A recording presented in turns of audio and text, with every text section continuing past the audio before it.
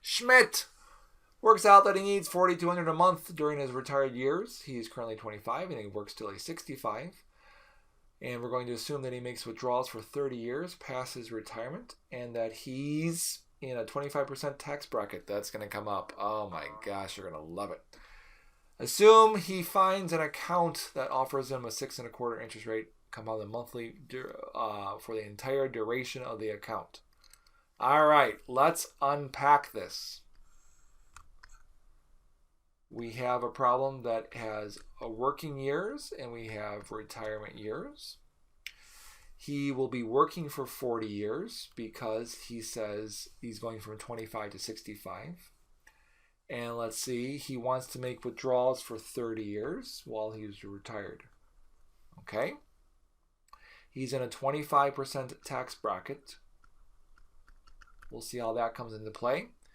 He will have a 6.25% interest rate for the entire length of the loan. Oh, and I forgot the very first line there. He needs $4,200 while he's retired per month. We don't know how much he needs while he's working or needs to put away while he's working. So you always start with the formula. You always use the formula where you know the number. We know the number in the retirement years. So part A, how much should he have in retirement or at retirement? We need to start with the present value of an annuity. That will help us get the answer to part A. It won't be the answer in part A because we have to figure in the 25% tax bracket, but it'll help us get the answer. And then we don't know how much he needs to pay during the working years. If you don't know how much you need to pay in the working years, that's part B, and that's a sinking fund. Okay, let us set up a few present value annuity.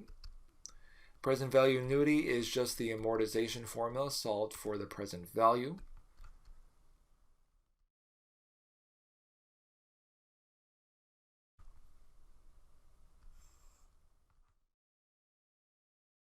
Okay, so for us, our payment would be $4,200.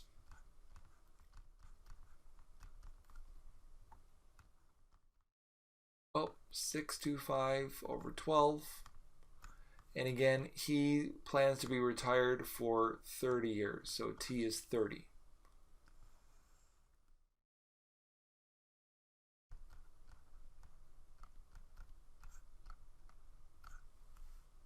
Okay, we can use the TVM solver here. And while I'm putting this in, let's talk about what's really happening. The reason we're using present value of an annuity is, remember, present value tells you how much you should put away now so that blah, blah, blah. In this case, I put in way too many zeros there. I'm just going to put in 360 because that's what the number is. In this case, it's saying how much should he have upon retirement so that he can pay himself $4,200 a month. Because he's going to put there's going to be a lump in the beginning of retirement, and he's going to be chipping away $4,200 a month every time. That's this version of present value because the payments are being made more than once.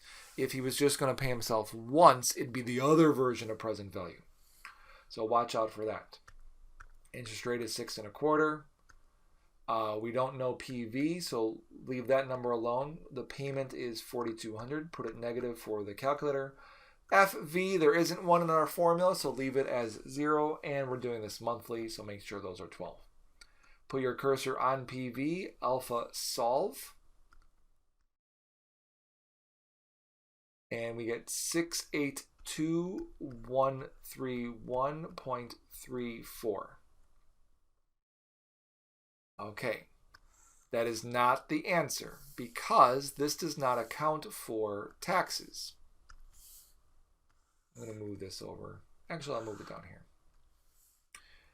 What this number is saying is this is the number after taxes. The number before taxes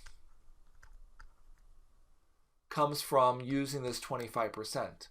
If he pays 25%, that means he gets to keep 75%. So we ask ourselves, 75% of what will be the 682 number? Since we don't know what that what is, we need a variable, so I put an x there. And to solve for x, we'll divide by 0.75. Keeping in mind that this 682 number is after taxes, then that means before taxes, we should expect a bigger number.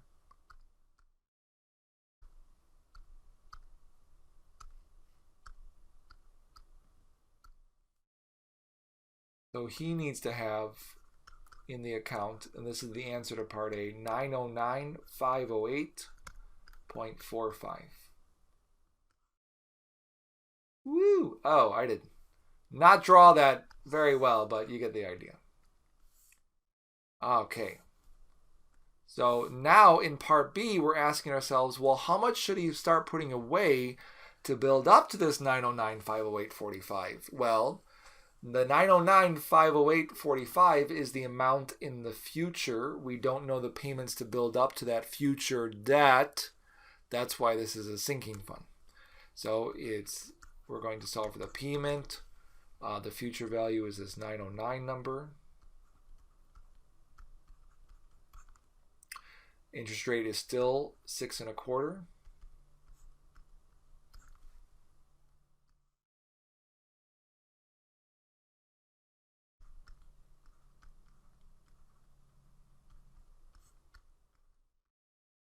And he's working for 40 years, so change your T. I can quit. I don't know why I did that. All right, that's fine. All right, so 12 times 40 here for the N. Interest rate is still the same.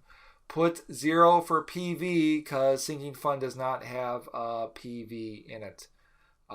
We don't know the payment. We'll solve for that. We do know the future value is this 909 number. Put your cursor on the PMT and solve. So he needs to, while he's working, deposit $426.62 into the account so that he'll have 909,508.45. We rounded up, so a little bit more than that, which is fine for him.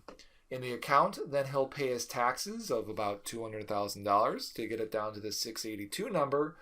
And then from that 682, he can chip away $4,200 a month until he buys a farm.